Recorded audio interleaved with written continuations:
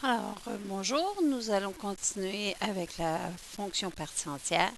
Alors là, maintenant, nous allons calculer les valeurs avec l'aide de la partie entière. Alors, évidemment, c'est toujours le même principe. On peut vous donner X, vous trouvez Y, ou l'inverse, on vous donne Y et vous trouvez les valeurs de X correspondantes. Alors, si on commence avec f de 2.4, alors on s'en va dans la fonction f qui est ici. Et nous allons remplacer le x par 2,4. Donc, dans la fonction f, nous aurons 3 crochets 2.4 moins 4. Alors, on fait le calcul à l'intérieur des crochets. Ça nous donne moins 1,6. Alors, maintenant, moins 1,6, on veut sortir du crochet de la partie entière pour multiplier par 3.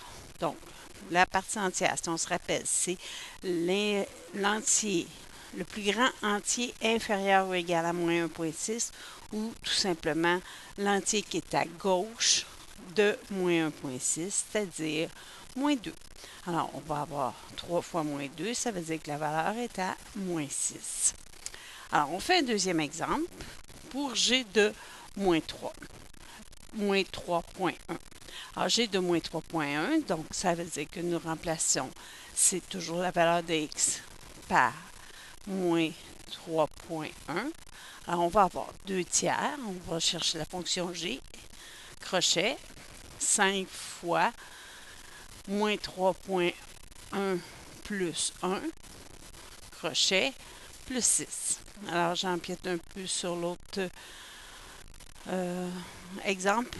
C'est un peu serré au niveau de l'espace. Alors, si on calcule moins 3,1 plus 1 fois 5, tout ça va donner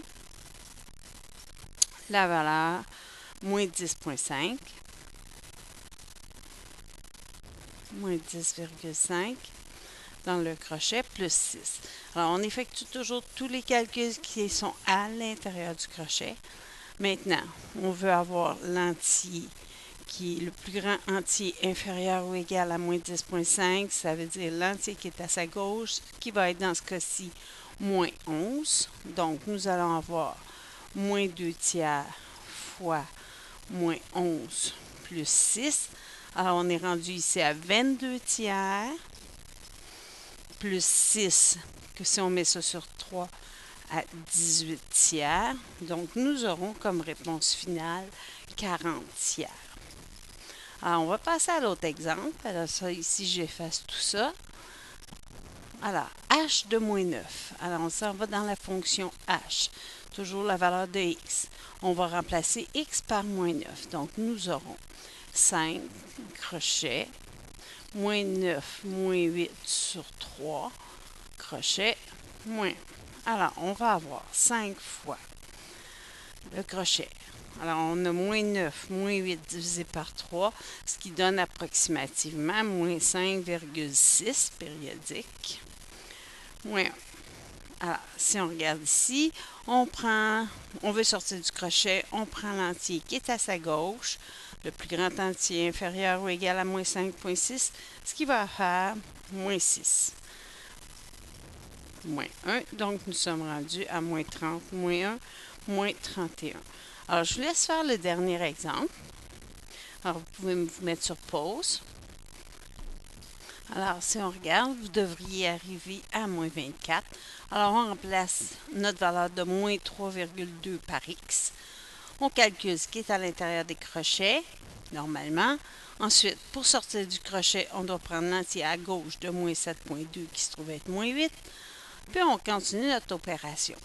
Alors, si on regarde le dernier exemple, si vous voulez l'essayer, moins 5,4 par la fonction J, vous devriez obtenir 62 tiers.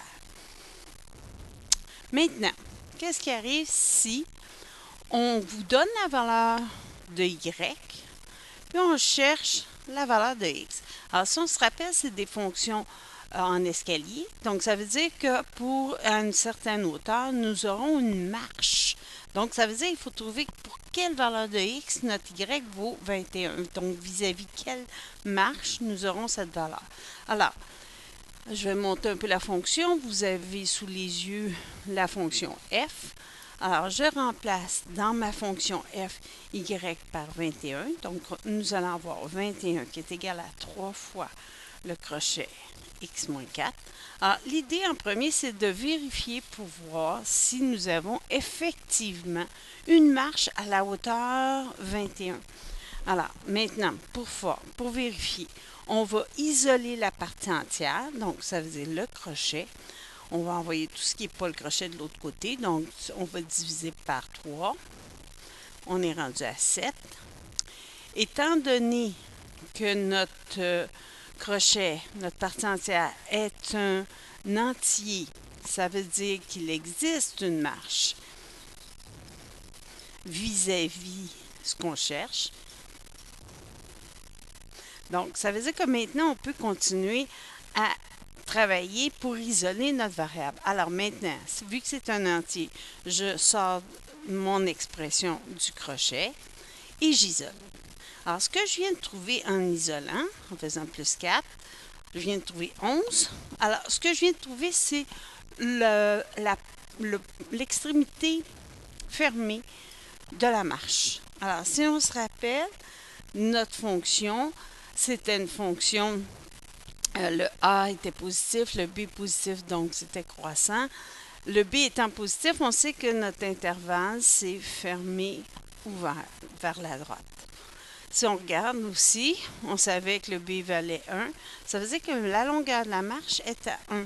Donc, ça veut dire que le prochain, la marche va de 11 jusqu'à 11 plus 1, 12. Alors, vu qu'on s'en va vers la droite, on additionne.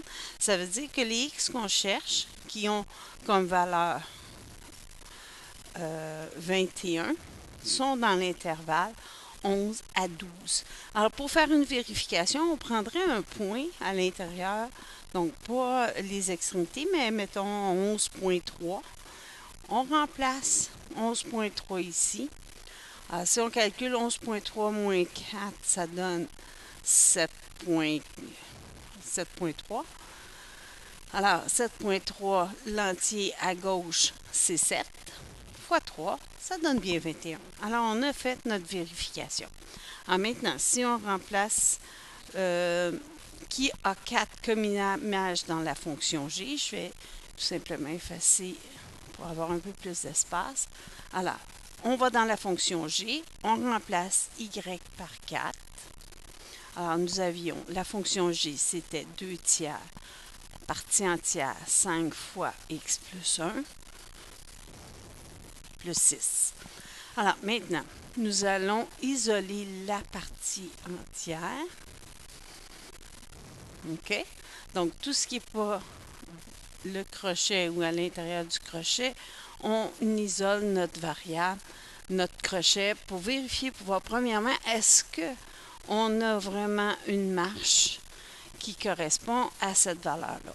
Donc, en premier, nous allons envoyer le plus 6 de l'autre côté. Donc, nous allons avoir moins 2 crochets, qui est égal à moins 2 tiers.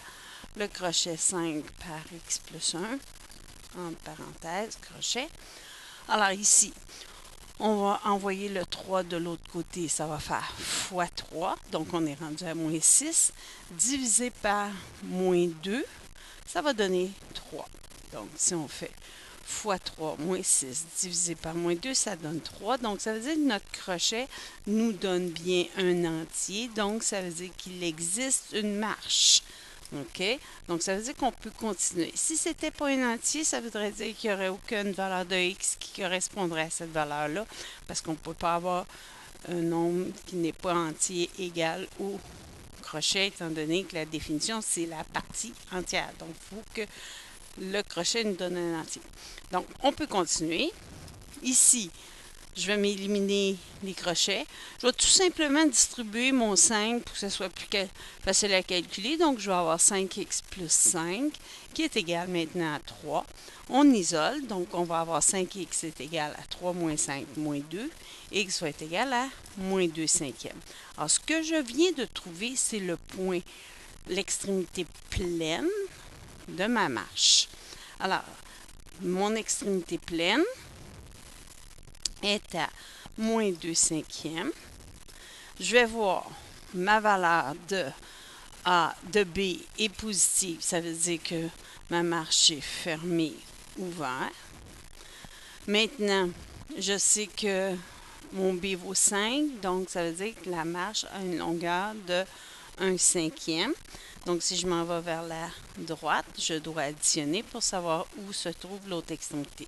Donc, moins 2 cinquièmes plus 1 cinquième, je suis rendu à moins 1 cinquième.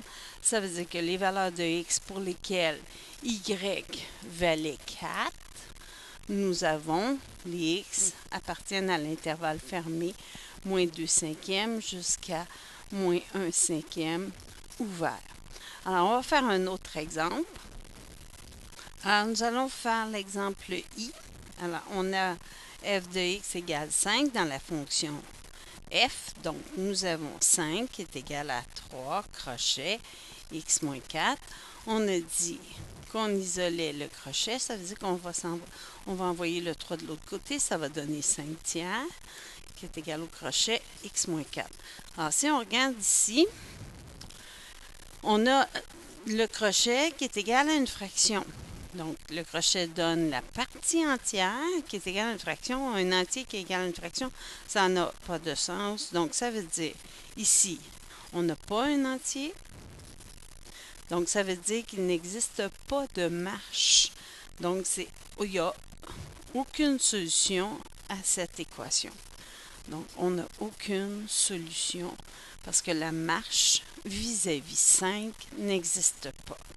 Donc, je vous laisse faire les autres exemples. Je vais vous inscrire les réponses. Donc, je vous invite à vous mettre sur pause pour pratiquer. Puis, je vous donne les réponses dans quelques instants.